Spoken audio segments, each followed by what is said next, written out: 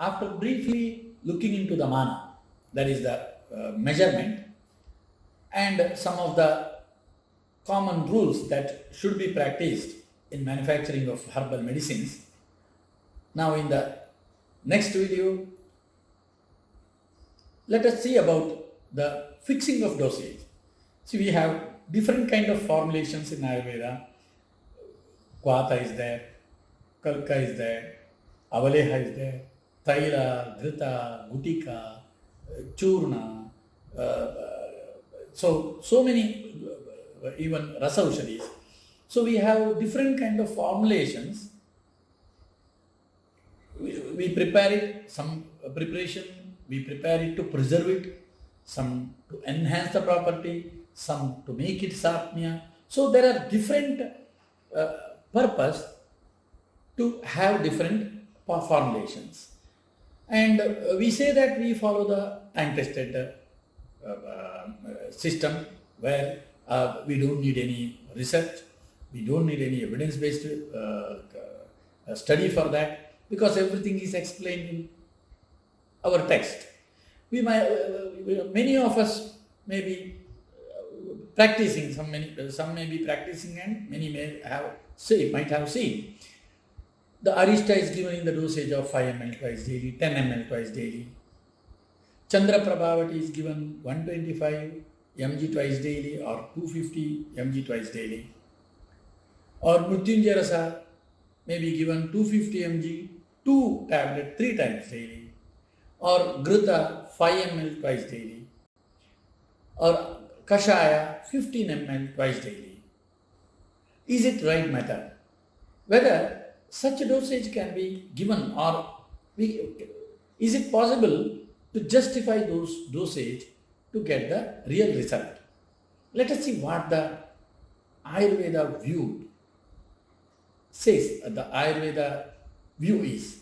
So fixing the dose, whether it is possible. See, there is a one shloka. See, many may say that on the basis of this shloka, so no dosage can be fixed. But this shloka refers in a different way. So, Sthitirnastyeva matrayaha kalamagrim vayobadam prakritim doshadeshaucha drishtva matra prakalpayet. So there is not fixed dose. You can't fix a dose for an individual or for a disease. So that should be fixed on the basis of Kala, Agni, Vaya, Bala, Dosha, Doshya, Prakriti. So many factors are there. Roga Bala, Rogi Bala. So when we fix the dosage, anyhow that will be there. So even in modern practice, when you see the dosage of paracetamol tablet, it is not a fixed dose, 500 mg, once daily, twice daily or thrice daily.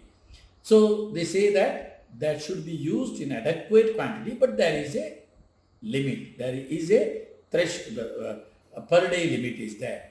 So that may be 30 to 50 kg body weight. Like if a person weighs 50 kg, he can take up to 1.5 gram per day. And if his health is very good, then he can go up to 2.5 gram per day. And a person weighing 50 kg cannot go beyond 2.5 gram per day. In Western countries, many use up to 6 gram and they end up in complication. And so everywhere there is a threshold limit. There is a range for the dosage. So here also the purpose or the intention of the shloka is the same here. Sthitir nastyeva matrayaha, sthitihi nastyeva matrayaha kalamagrim vayobalam prakriti dosha deshaucha drishtva matra prakalpayet. There is no fixed dose. Doesn't mean that there is no fixed dose. There is a fixed range for each and every formulation to have a therapeutic action. So this shloka cannot be used to give 5 ml of asavas or aristas and we can claim that that is sufficient. So, but what should be the dose? Then what should be the dose? Kvata, kashayeshu yavagushu paniyeshu yathakramam palam tadartham tasyartham dravyamahur manishinaha. So for a kvata, it should be 1 pala, for a yavagu ardha pala, and for paniya it should be 1 tola. 1 tola, 2 tola, 4 tola. So when it is a kashaya, if it is a very mrudu dravya, for 1 pala add 4 times of water, make it 1/4. And for a madhyama kathina dravya, add 8 parts of water and make it 1/8. And for a very kathina dravya, add 16 parts of water and make it 1/8. So the dosage is like this. For the uttama matra of a kashaya is for a uttama matra means here 1 pala. That is 4 pala to 1 pala, then 8 pala to 1 pala, or 16 pala to 2 pala. So these 2 pala, 1 pala, 1 pala, that is prepared out of 1 pala dravya. And the dosage should be mentioned like this. Kashaya prepared out of 1 pala of Vata Churna is the Uttama Matra for Vata. So is it possible to fix a dosage like 15 ml twice daily for a Kashaya? It is totally wrong. So we can never fix the dose of Kashaya like 15 ml twice daily, 20 ml twice daily, until we know the concentration. Like in 100 ml of Vata, how much of Vata Churna concentrate is there? Means if 100 ml is prepared out of 30 gram, then for a Madhyama Matra it may be 100 ml may be the dosage. And if it is prepared out of 50 gram, for Uttama Matra 100 ml may be the dosage. And if it is prepared out of 25 gram or 20 gram, that may be the dose of Hina Matra. So like presently most of the pharmacy people, what they claim is they prepare out of 60 gram in 200 ml. 60 gram in 200 ml means up to 180 ml they should take per day. If the Uttama Matra is 50 gram, up to 180 ml of Kashaya should be consumed per day.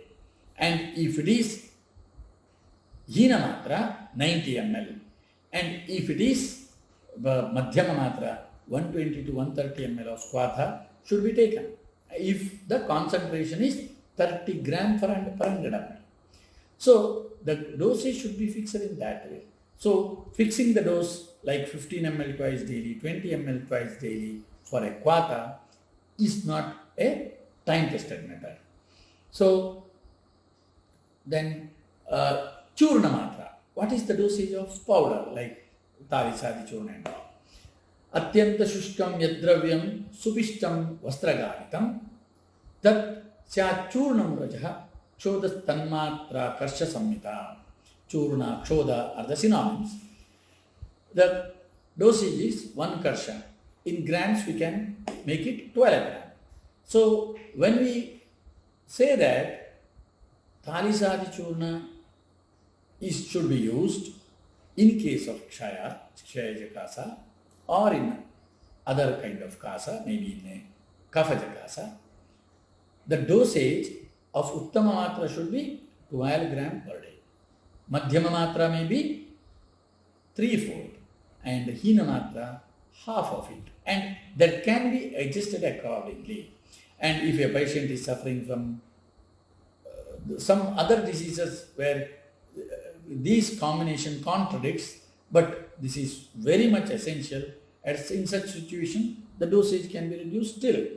So in that way we have to fix, but the Uttama Matra should be considered as 12 gram only. And what is the dosage of asavas and aristas? Yatapakvaushada ambubhyam siddham madhyam sa asavaha aristaha vata siddhaha syat tanmatram dvipalomitam. Some say that it is 1 pala. But dvipala looks very practical. So in a Arishta is the Kvata Siddha and Apakva Ambu Siddha is the Asava. See, there is basically there is lot of difference between Asava and Arishta. See, when you need a purely a aqueous solution and that should be preserved, you go for Arishta. And when you require a alcohol soluble molecule from that herb, go for a Asava. You may not get a high concentration of it because the alcohol percentage may be 6-7% in a Asava. So, but still you will get much of the alcohol soluble molecule from that particular herb in Asava. So, in Asava it is aqueous and alcohol soluble, but in Arishta it is aqueous soluble molecule that will be preserved in the form of Arishta in alcohol. And the matra is 2 pala, that is nearly 100 ml per day. And here also, for example, the specific dose is mentioned in Kumari Asava. There they say that 2 pala is the Uttama matra, 1 pala is the Madhyama matra, and Ardha pala is the Hina matra. There one Swarnamakshika Bhasma is also one of the ingredient of that. Some add Tamra Bhasma. When Tamra Bhasma is added, the dosage should be reduced enormously. And here 2 pala is considered as the Uttama matra. So one having very good bala and all, and when to achieve the therapeutic action, when 2 pala is required, 2 pala must be used. So, and in Amrita Sanjeevani Sura, the dosage is mentioned in the form of drops. So there we have to go for only drops, 12 drops, 15 drops, like that. And what is the dose of Avaleha? Nowadays we see 1 teaspoon twice daily, half teaspoon twice daily, like that. 1 teaspoon may be around 5 to 6 gram. 1 teaspoon twice daily may be 12 gram. That is 1 tala. 1 tala may be Atihina matra of Avaleha. So, Kvathadinam punapaka ghanatvam sarasakriya. So, Avalehaschatam matra hitya syat palomita. There also it is 1 pala. There is 4 tala, 3 tala, 2 tala. 4 tala is the Uttama matra, 3 tala is the Madhyama matra, and 2 tala is the Hina matra. Hina matra is 24 gram, 36 gram, and 48 grams. So, 200 grams of Chavanaprasha should be given for 4 days. That is, it should be indicated for 4 days in terms of Uttama matra, and for 1 week in case of Hina matra. So, that is true for almost all rasayanas, but in some rasayanas, for example in Madhusmrihi rasayana, 1 karsha is the dose recommended. There, that should be 3/4 of 1 karsha and half of karsha as Madhyama and Hina matra. Uttama matra should be 1 karsha. So, wherever the dose is not 1 pala, in our yogas, they have clearly mentioned what should be the dosage used. So, for a leha, it is not 1 teaspoon twice daily. It should be 48 or 36 or 24 grams per day. And if we consider this as a volumetric, then in 50 gram, in 50 ml of container, up to 75 to 80 grams of leha will come. That means per day we have to go up to 80 gram. But as we have standardized 1 pala to 50 gram for heavy drugs, and for lighter one it is 30 gram, here we cannot go for volumetric dosage. Here we have to go for weight, on the basis of weight only, because we have converted the volume into weight. So, in the end product also, you cannot consider the volume, you must consider the weight only. That is the advantage. Everywhere you can consider the uniform, you can now go with the uniform method. Then, what is the dosage of Gutika? In the market, we see the Chandraprabha Gutika. It comes in 250 mg or 500 mg. Dosage may be 1 TAD, that is 1.5 gram per day. So, what is the dosage of Gutika? Whether it is the dosage of Gutika? Is it possible to achieve the result with half gram or 1 gram or 1.5 gram of Chandraprabha in all the conditions indicated. There are so many indications for Chandraprabha in Mutrakritra, in Ashmari, in infertility, in so many other conditions. So, Shwasakasa, there are even that contains Guguru, that contains this Karpura, that contains Shilajitu. So, accordingly, you can plan the indication also. So, that is a one combination where you can use in so many conditions. But the dosage recommended is 1 karsha. 1 karsha is again 12 grams. When you say this 12 grams, 500 mg of Chandraprabha should be taken in 24 tablets of Chandraprabha. That is 8 in the morning, 8 in the noon, and 8 at night. If it is 1 gram, 4 in the morning, 4 in the noon, and 4 at night to achieve the result. So it is not the same for everything. So wherever the dose is not 1 karsha, there, for example, Sanjeevani, there is Vatsana in it. So the dose is 1 to 4 rati, considering the different diseases. In Vishuvchika it may be 3 rati, in Sannipatika Roga it may be 4 rati. So in some other Visha it may be 2 rati or 3 rati, like that. So they have specifically mentioned the dosage when it is not 1 karsha. So in a gutika, dose should be nearly about 12 gram. At least it should go above 8 gram. So when we use the gutika in 500 mg 1 BD or 500 mg 1 TAD, it is really not a time-tested method. And what is the dosage of ghृता? Kalka chaturguni-कृत्य ghृतं va तैलमेव va chaturgune drave sadhyam tasya matra palonvita. Here also clearly it is mentioned in many contexts. 1 pala is the uttama matra, there is 4 tala, 3 tala is the madhyama matra, and 2 tala is the hina matra. Where Agni is not good in a kapha prakriti person, one who is very obese, the dose should be hina matra. And in other people, in a where the vata is vata prakopa is there, where Agni is not manda, there we can go for madhyama and uttama matra. So depending upon again the condition. And see, there is one mentioning for Brahmi Ghृta in the yoga. In one yoga of Brahmi Ghृta, they say that start with 1 pala, gradually increase it up to 4 pala per day, and make it satmya by gradually increasing the dose, and continue the dose till you achieve the result. The indication is apasmara, unmada, vandyatva, then to achieve good smarana shakti, shraddha, medha, then temperament, discrimination power, etc. But the dosage, what they indicated is 4 pala per day. Here also, that is the uttama matra. Again, madhyama and hina matra should be planned.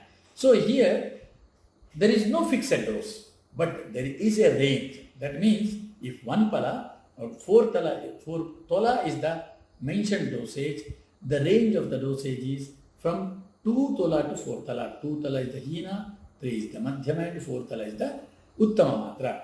That is mentioned in each and every context, like in Ghृta, Taila, in Avaleha, everywhere these kind of mentioning is there. So, depending upon the Agni, we have to consider whether 2 tola should be fixed or 4 tola.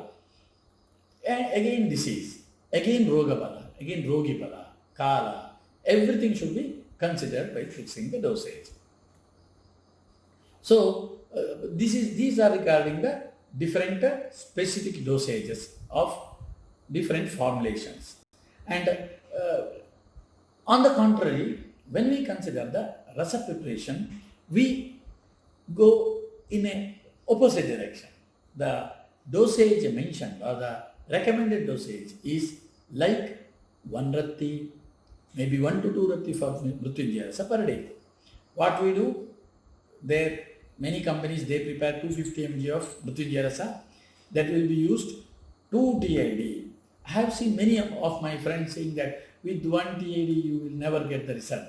Even we prepare this 𝘠𝘠𝘵, our tablet, the content of the medicine is 42 mg.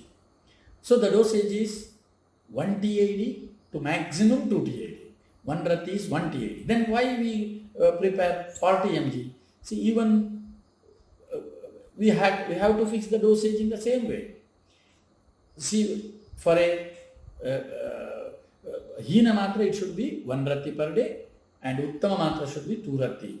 And when we consider the children, we have to go for half rati or 1/3 rati. There you can give only 1 tablet per day. So just to have that kind of advantage, what we do is we prepare 42 mg of those 𝘠𝘠𝘵. Wherever the dosage is 1 to 2 rati, our dosage is 1 TAD to 2 TAD, but the 1 tablet contains just 42 mg. So just to to fix the dosage, we start with the lower, and we can add whatever we want there. We can fix the dosage there. But prescribing a 250 mg of such a tablet 3 times daily is, if 1 rati is the dosage 𝐻 matra, then 6 times higher, and 2 rati is the dosage, then not 12, and 2 rati is the dosage, 250 mg 2 TAD is 6 times higher. For 𝐻 matra, it is 12 times higher. So in that way, the dosage will be very high. And there are so many controversies in Ayurveda. Many fear about 𝑉𝐨𝐢𝑧, using 𝑉𝐨𝐢𝑧. Many blindly say that I was one among them. I was very much fearful to use 𝑉𝐨𝐢𝑧. Even in my today's practice, my use of 𝑉𝐨𝐢𝑧 is very limited. But still, wherever I feel that it is very much essential, I use 𝑉𝐨𝐢𝑧 in the recommended dosage. But many has the view that give whatever dose you want, nothing will happen. If your preparation method is correct, give it in a higher dosage. What the text says, as you give more and more putas, it becomes more 𝑡ِक्ష్ණ, it becomes more āshukari, and it becomes more and more �Σūक्ష్ma, and the dosage should come down as you give more and more puta. But you cannot go beyond the recommended dose, even if your puta is the recommended one. So for Shataputi, if dosage mentioned is 1 to 2 rati, it should be 1 to 2 rati only. But for Sahasraputi, it cannot be 1 to 2 rati.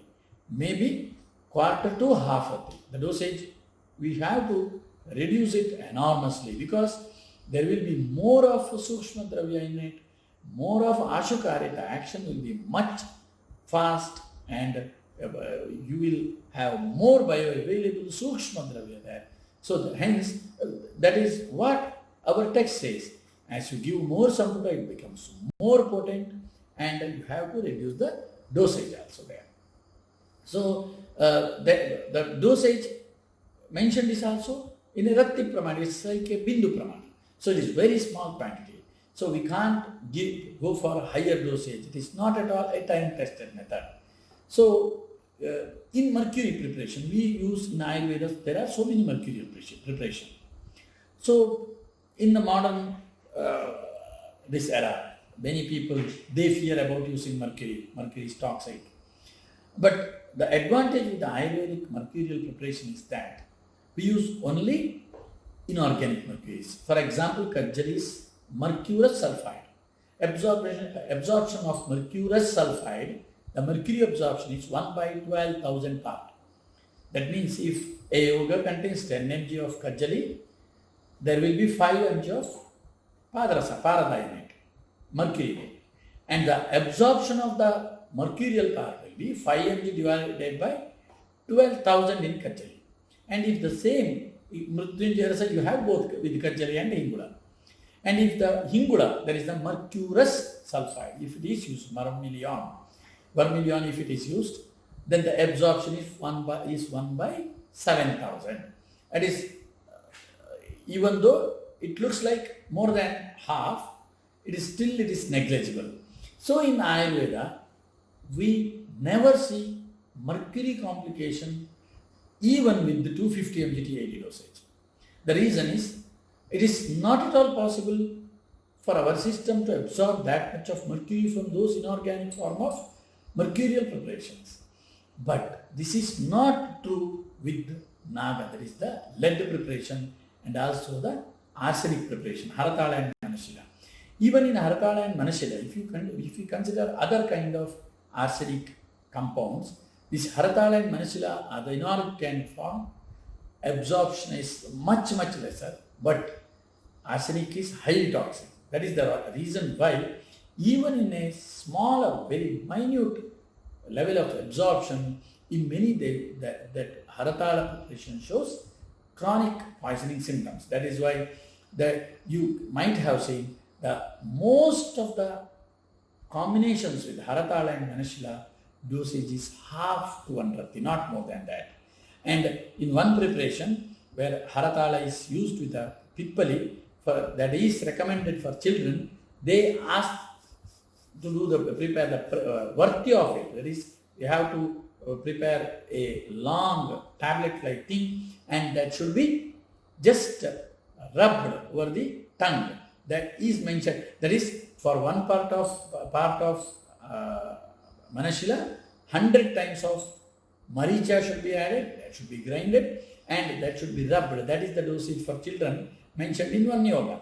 So that much of safety measures were followed in our ancient time, and they knew that in higher dose this is toxic. That is why they recommended so much of lower dose, and it is very potent, and we see the results. But unless and until we follow the time-tested method, the proper dosage, we can't claim that we are following the time-tested method of our ancient work. They have done the tremendous work. To make it time-tested, we have to follow the Samhita recommended dosage. We have to follow all the considerations. Even Hina, Madhyama, Atimatra should also be considered. But considering all these wisely definitely will give tremendous result. For example, we are having the upper hand in the treatment of autoimmune diseases, in the treatment of allergic diseases, so many GIT conditions, so many infertility conditions, so many gynecological conditions, so many chronic infectious conditions. As immune boosters, we have upper hand in it. We can really, we are much better than the contemporary science. So to claim that, we have to follow the time-tested method, because we know what is the result of 30 gram of Maharasnadi Vata Churna, and if you reduce it to 15 gram or 10 gram, we can't expect the same result. Maharasnadi Vata is very good immunomodulator, is very good anti-inflammatory, is very good Vedanahara, is very good Vatahara, is very good Vedanahara, and also this used in so many conditions. See, Maharasnadi, if you see the indication, is explained in Vandyatva, is explained in Vatarakta, is explained in, indicated in Kushta, is indicated in Shwasa Kasa. So many conditions they have recommended. And if you prepare prescribe at least 30 gram of Maharasnadi Vata Churna, so you can see all the results. You can see that the beauty of the Maharasnadi, you will see only when you meet the proper dosage there. So let us think in that way and make our science very strong. And many doctors has the view that if you go up to 30 gram or 50 gram, no herb will be available. It is not true. When you go up to 30 or 50 gram, naturally the cost of that combination goes very high. When you give it in a 10 gram or 5 gram, the cost will be very lesser. But when it goes up to 50 or 100 gram, or 30 gram, 50 gram in Vata Churna, or up to 100 gram of Arista, 100 ml of Arista, or up to 50 gram of 𝑙𝐴𝑅𝑒𝑎, the cost goes very high. So nowadays, if you provide the medicine thinking that only I have to practice with a very cheap price, people will come in hundreds, but the result achieved may be very less. So unnecessarily we may be prescribing the medicines for a long period without any outcome. But when we prescribe with the real outcome, because of cost, unnecessary use will be prevented, and because of the results, necessary people will definitely come to us. For example, in a ankylosing spondylitis, in acute cases, in modern medicine, what they try with all immunomodulators. When they fail with immunomodulator, they go for biologic drugs, like their interleukin-6 inhibitor, infliximab. For 6 months course, I don't know, about a few months back, the cost was nearly 1.25 lakh per 6 months. The patient, the course is like periodically they should take that injection, and that would cost nearly 1.25 lakh for 6 months period. And people go there and take the medicines just because they get the relief. But whether it is safe, whether they can ensure the full result, no. Immunosuppression will be there. Some the disease which are opportunistic, the immunocompromised diseases will come, like they will be exposed more to the infectious diseases like tuberculosis, viral infections like herpes zoster and all. So many people, they come to us after developing the complication, and we try with all these optimum dosage and we get the result. And this is possible with the optimum dosage. So in such cases, definitely we have the upper hand, and if we succeed in properly planning the treatment, proper diagnosis and proper planning along with the proper dosage, definitely will give the proper accurate results also. So let us try with the time-tested dosage, and this will definitely bring Ayurveda to a new height, and hope this video help so many Ayurveda practitioners in thinking in a different way. Thank you.